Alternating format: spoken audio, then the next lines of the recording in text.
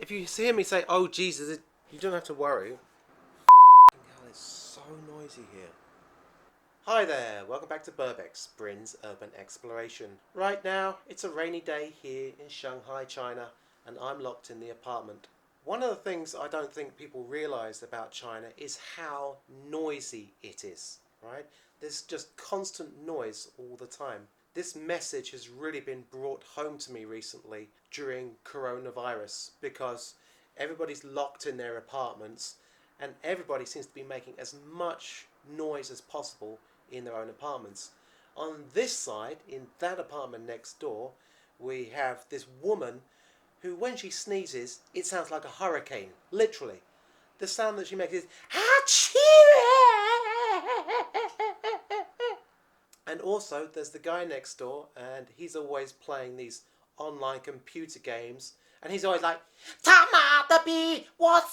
chong chong, which means like, your mother's let's go, let's go, let's go. Which is a bit over the top, but that's what we can hear from that side. On this side, we've got Mrs. Young and her 3 Yorkshire Terriers, and these Yorkshire Terriers, they bark all the time. Wah, wah, wah, wah, wah, wah, wah, wah, which makes our dog Chin Chin bark as well. Also, we've got delivery guys coming to the door with the Wai Mai, that means like food delivery, and every time they knock on the door, we've got the little dogs next door, and we've got Chin Chin here, wah, wah, wah, wah, wah, wah. And it's just like a pressure cooker of noise. I don't think I'm responding to the pressure of these noises very well, which is why if there's a little bit of background noise during this video, please accept my apologies. Anyway, this is the second part of Burbex Background.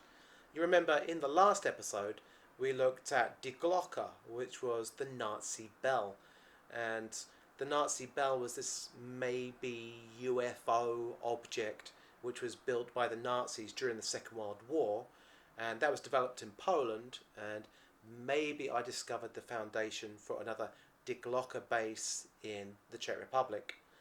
If you haven't watched that already, you can see it in the video in the top right hand corner. Today we're going to talk about something else, and that is the suicide forest. Yes, I know you've all heard about the suicide forest before, and I'm sure you've watched all of my suicide forest videos if you're a good fan. But today we're going to look at something different, and that is doomsday cult members' terrorist attack in the suicide forest. I'm not making this up. It's impossible to make this up. It is so random. Before we jump into today's great video, don't forget to hit like and subscribe. And don't forget to ding ding ding that subscription bell for great new videos from Burbex, Brin's Urban Exploration every week. Let's go. If you've been watching my channel for a while now, you'll know that in 2017 I visited the suicide forest. This was in summer 2017, and this was maybe 6 months before Logan Paul really blew the cover on what was happening in the suicide forest. Logan Paul, he actually discovered a dead body hanging from a tree, and I think he was wearing like a Pikachu beanie at the time, and he was making jokes about it, and this kind of led to this trend where everybody demonized Logan Paul. As a result of that scandal, my suicide forest videos got much more popular, so I have Logan Paul to thank for that. If you want to know more about the suicide forest, you know, like the history of it and why people go there to kill themselves, you can actually find that in the video in the top right hand corner. As I was cycling around the area known as the Sea of Trees, Aokigahara, I noticed that there were a lot of abandoned villages, a lot of abandoned houses, a lot of abandoned shops, and especially a lot of abandoned hotels. Now, seeing all these abandoned hotels made me very excited because I love going to abandoned hotels. So I made a series of videos about the abandoned hotels around the suicide forest. Some of these hotels, they looked very new, they looked kind of untouched, very pristine, and that's mostly because Japanese people, they're very superstitious and they don't dare to go into, you know, abandoned places. Not only is it, you know, like about ghosts and things, but I think also they think it's disrespectful. So I probably explored like 5 or 6 hotels around the suicide forest. But the number one best hotel that I found was called the Shoji Hotel, which was up on a cliff next to a place called Shoji Lake, which is one of the 5 Great Lakes in Japan. It was a super spooky place, and I got the constant feeling that I was being followed as I explored the grounds of the hotel and within the hotel itself. Lots of viewers, they actually saw faces in the windows of the hotel in the video, but I'll leave it up to you to decide what you can see in the video. I don't want to kind of influence your decisions there. Despite being spooky as hell, this hotel, the Shoji Hotel, had an absolutely incredible view over the Sea of Trees, Aokigahara, which is actually the Suicide Forest. And also in the distance there was this incredible view of Mount Fuji out there. So this was like a real premium location. You know, I've actually thought many times about going back to the Shoji Hotel and like squatting in there for a while. So if any of you guys ever want to come to Japan with me, I can show you where it is and we can go and squat in that hotel. Really, it's got the most incredible views and it's very, very comfortable place considering that it's abandoned. So as I mentioned, this topic of the Suicide Forest, it began to trend in about November 2017. And from there, I got a lot more views on these abandoned hotel videos in the Suicide Forest. But the number one question that I kept getting was, why are these hotels empty? And I didn't really have a good explanation for that. I knew that the image of the Suicide Forest had damaged the local tourist industry there. It's a very beautiful place and people go hiking and cycling and camping there.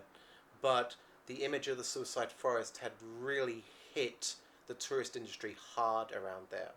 Also, a lot of young people in Japan don't want to live in the countryside anymore, so they move to the city, which means it's basically only the old people left in the villages in the countryside.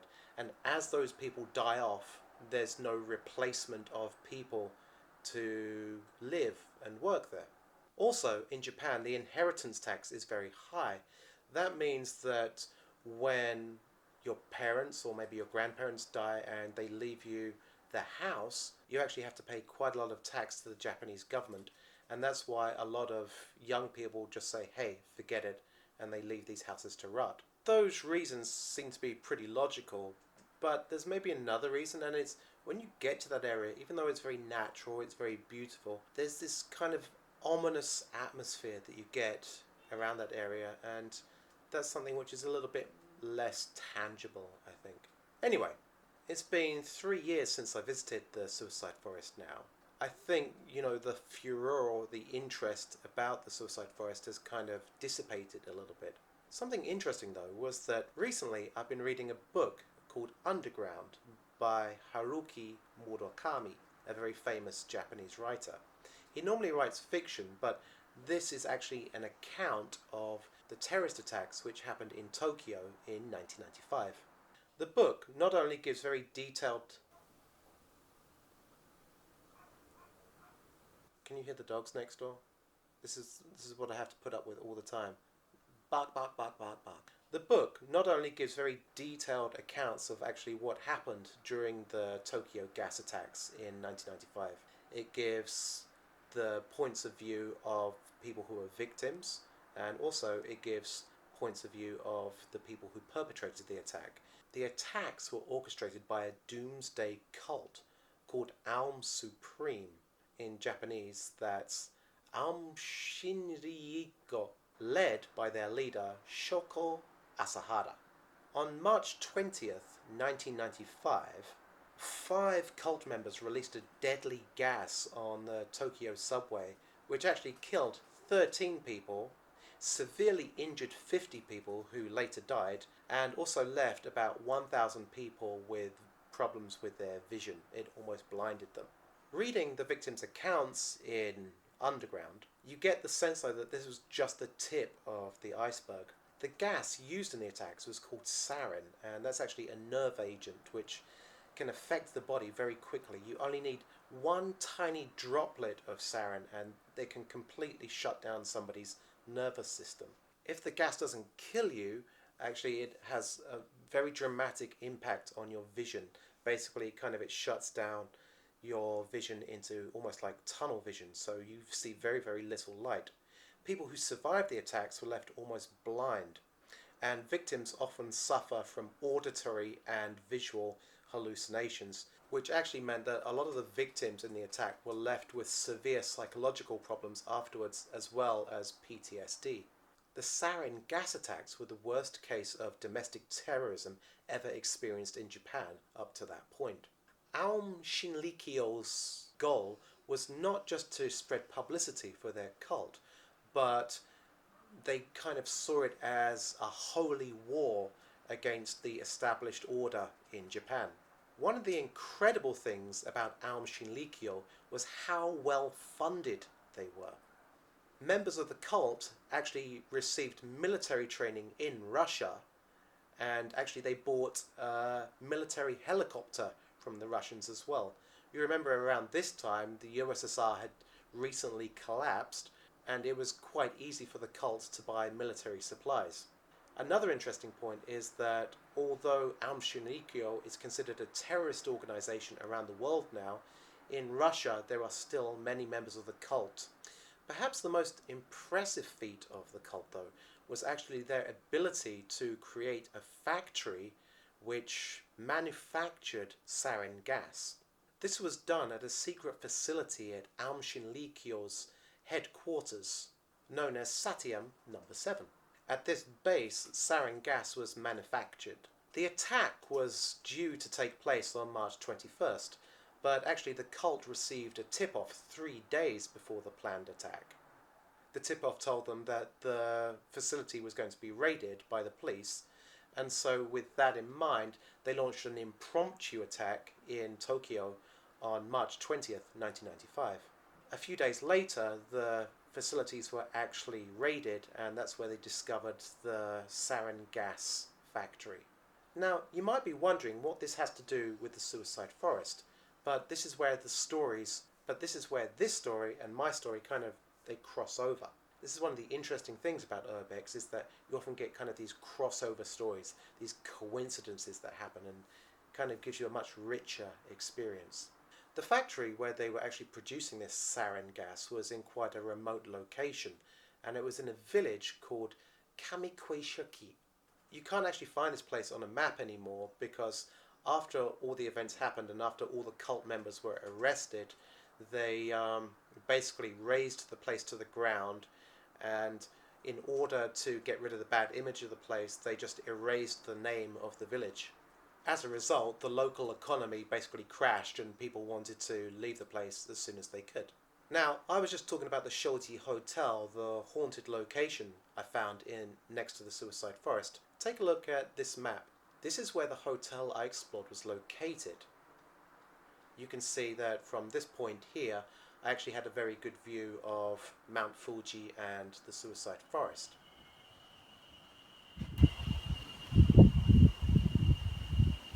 So that's the hotel, and this is where the facility for making sarin gas used to stand. Less than 100 meters from where I had been exploring, this is where the sarin gas facility had been. Now, I'm not necessarily a superstitious person, and I'm not convinced the suicide forest is any more haunted than anywhere else in the world. That this place attracted some of the sickest, most deadly terrorists in the world begs the question, is this place evil? We normally accept that people can be evil, but can a place be evil? Anyway, whatever your point of view, be sure to drop it in the comments box below, and let's start a conversation about this topic. Interestingly, Shoko Asahara, who was the leader of this cult, he was arrested in 1995, and he was sentenced to the death penalty. He actually stayed on death row until 2018, when he was executed by hanging.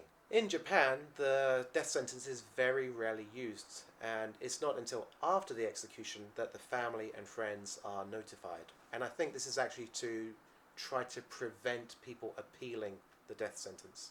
Well, I hope you found this topic interesting, and it just goes to show that there's always like a backstory, there's always a background to the places that we go to, and often It can be deeply connected with the culture or events that have taken place in that area.